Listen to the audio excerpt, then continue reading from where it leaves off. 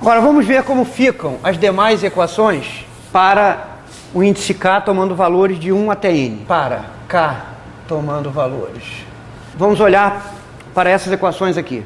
F é soma de i igual a 1 até n mais 1, pi, QI' menos lambda h de QP. Então as equações 1 ficam da seguinte forma. Derivada de f em relação a um Q'k é o pk correspondente. Então, aquilo lá dá dpk dθ menos derivada parcial de f em relação a qk vem apenas daqui. Então, mais lambda derivada parcial de h em relação a qk igual a zero. Vamos continuar com essas equações aqui. Nós ficamos com dpk dθ mais lambda. Lembrem-se de que aquela função que é chamada de superhamiltoniana é Pn mais 1 mais h, que depende dessas variáveis aqui.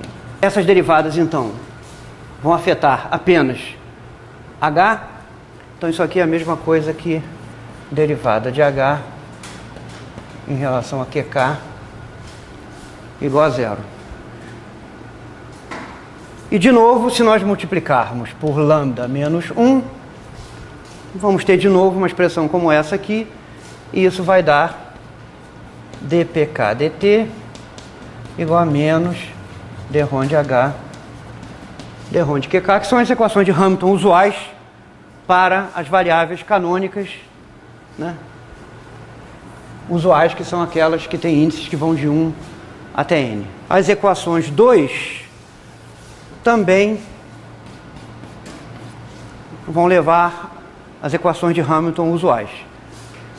Só para fazer uma parte disso, né?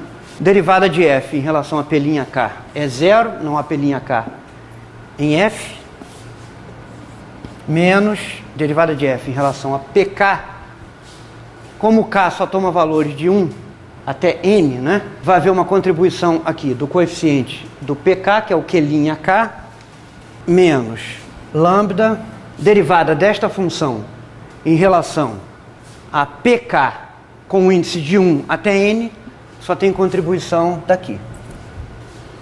Então, lambda d-rho de h igual a zero. E de novo, multiplicando essa equação por lambda menos 1, se obtém dqk dt igual a derivada parcial de h em relação a pk. Sinal positivo aqui e sinal negativo aqui.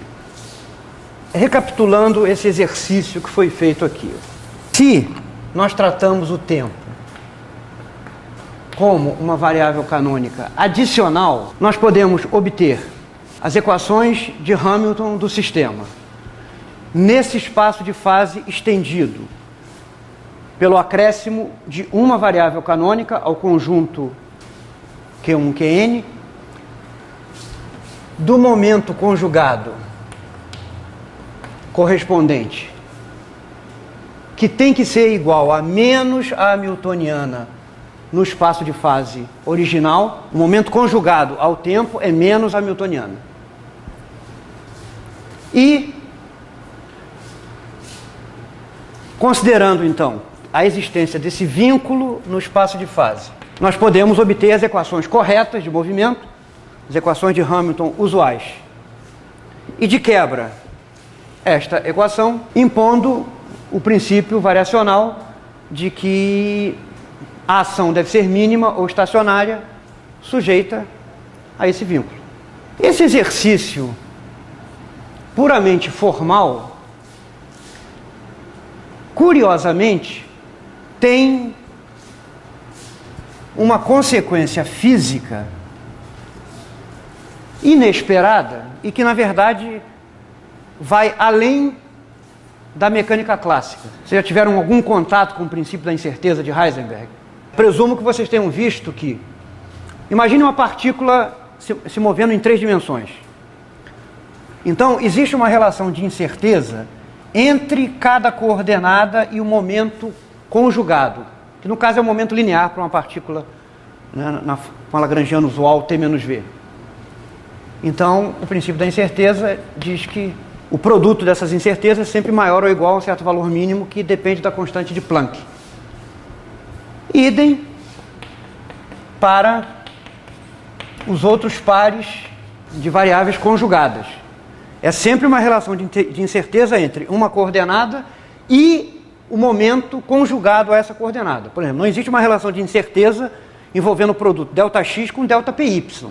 Mas observem, esse formalismo que trata o tempo como uma variável canônica adicional nos leva a concluir que o momento conjugado ao tempo é H, que tipicamente representa a energia. Então isso indica que deve haver uma relação de incerteza entre energia e tempo. Além das relações de incerteza entre coordenada e momento canônico conjugado, deve haver uma relação de incerteza entre energia e tempo. E, de fato, há uma relação de incerteza entre energia e tempo na mecânica quântica.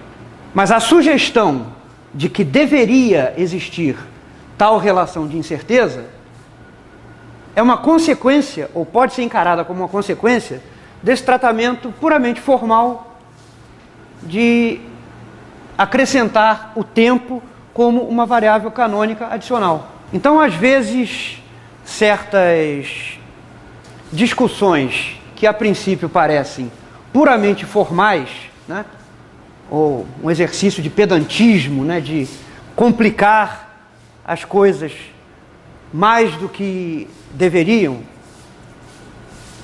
às vezes não se resume a esse exercício de formalismo e de pedantismo formal. Pode sugerir certas ligações entre grandezas que nós não suspeitaríamos que existissem antes de realizar esse tratamento formal.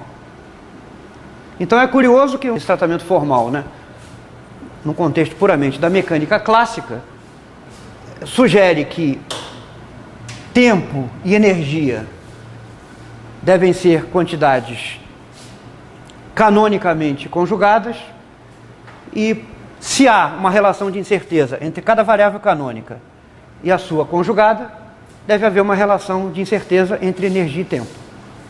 Tá? Fiquem sabendo que existe uma relação de incerteza entre energia e tempo e que é sugerida por esse tratamento aqui da mecânica clássica.